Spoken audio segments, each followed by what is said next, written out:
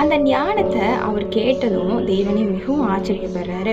பரவாயில்லையே, இந்த ராஜா வந்து தனக்கு எதுவும் கேட்காதபடி தன்னுடைய நாட்டு மக்களுக்காக, தன் நாட்டு மக்களை வந்து விசாரிக்கிறதுக்காக ஞானத்தை கேட்குறானே அப்படின்னு சொல்லிட்டு அவருக்கு ஞானத்தை மாத்திரமல்ல, கேளாத ஐஸ்வர்யத்தும் தந்து அவரை ஆச்சரியப்படத்தக்க விதமாக அவரை நடத்தினாராம்.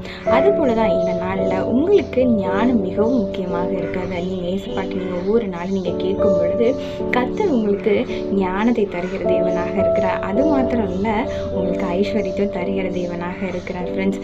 அதனால் நீங்கள் ஒவ்வொரு நாளும் நீங்கள் காலையில் எந்திரிக்கும் பொழுது, கர்த்தாவே இந்த நாளில் நான் ஞானமுள்ள மகனாக நான் வாழ வேண்டும் அப்படின்னு சொல்லிட்டு ஒவ்வொரு நாளும் நீங்கள் ப்ரேயர் பண்ணிவிட்டு நீங்கள் கடவுள்கிட்ட ஆசீர்வாதத்தை நீங்கள் வாங்கிட்டு நீங்கள் வெளியே செல்லும் பொழுது உங்களுக்கு நீங்கள் கேட்குறத காட்டிலும் கேளாத ஐஸ்வர்யத்தையும் கர்த்தர் தருகிறவராக இருக்கிறார்.